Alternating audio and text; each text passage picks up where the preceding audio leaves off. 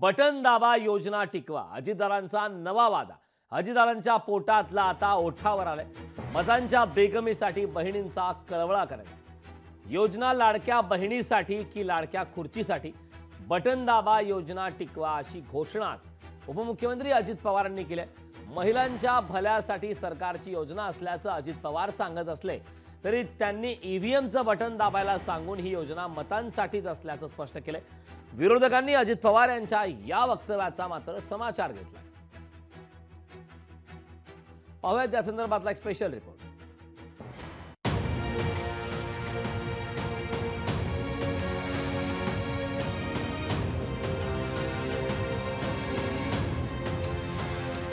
उद्याच्याला ही योजना चालू राहायची म्हटलं तर आम्हाला पुन्हा तुम्ही तिथं पाठवलं पाहिजे, आमची बटणं दाबली पाहिजे, तर ती योजना चालू राहील ना। उपमुख्यमंत्री अजित पवार लाडकी बहीण योजनेचा प्रचार करण्यासाठी राज्यव्यापी यात्रेवर निघाले आहेत। योजनेतून गोरगरीब महिलांना आर्थिक आधार मिळावा हा हेतू असल्याचं सांगत असले तरी त्यांच्या पोटातलं ओठावर आलंय। लाडकी बहिणीसारख्या योजना सुरू ठेवायच्या असतील तर आमची बटणं दाबा असं अजित पवारांनी सांगून टाकलंय। ही योजना आम्ही चालू केलेली आहे, ती कायमची पुढे चालू राहावी म्हणून चालू केलेली आहे। उद्याच्याला ही योजना चालू राहायची म्हटलं तर आम्हाला पुन्हा तुम्ही तिथं पाठवलं पाहिजे, आमची बटणं दाबली पाहिजे, तर ती योजना चालू राहील ना। योजना आम्ही आणलेली आहे। अजितदादांकडे मतदारांनी चंद्र सूर्य तारे जरी मागितले तरी मतांसाठी अजितदादा ते आणून द्यायला तयार होतील असा टोला जयंत पाटील यांनी लगावलाय। आपल्या हातातनं माणसं गेली हा विश्वास आल्यावर तुम्ही म्हणाल ते देण्याची तयारी आहे।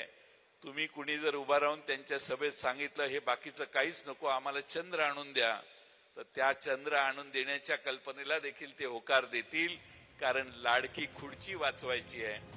शिवसेना उद्धव बाळासाहेब ठाकरे पक्षानंही अजितदादांच्या या वक्तव्याचा चांगलाच समाचार घेतलाय। त्यांना बहिणींशी काहीच देणं घेणं नाहीये। त्यांना जर बहिणींशी देणं घेणं असतं तर अंगणवाडी, आशा वर्कर किंवा जिल्हा परिषदेच्या प्रायमरी हेल्थ सेंटरमध्ये काम करणाऱ्या परिचारिका, विना अनुदानित मध्ये काम करणाऱ्या शिक्षिका या सगळ्या सुद्धा त्यांच्या बहिणीच होत्या ना। मग त्या बहिणींचे हक्काचे पगार कुठे दिले?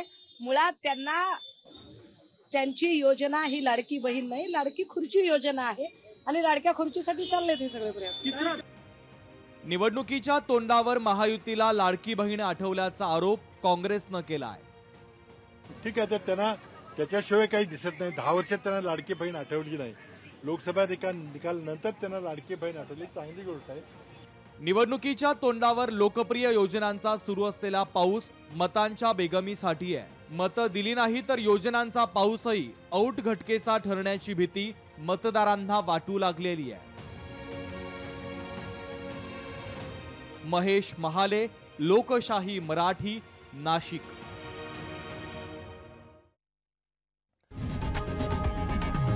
लोकशाही मराठी ऐका, पहा, जागरूक रहा।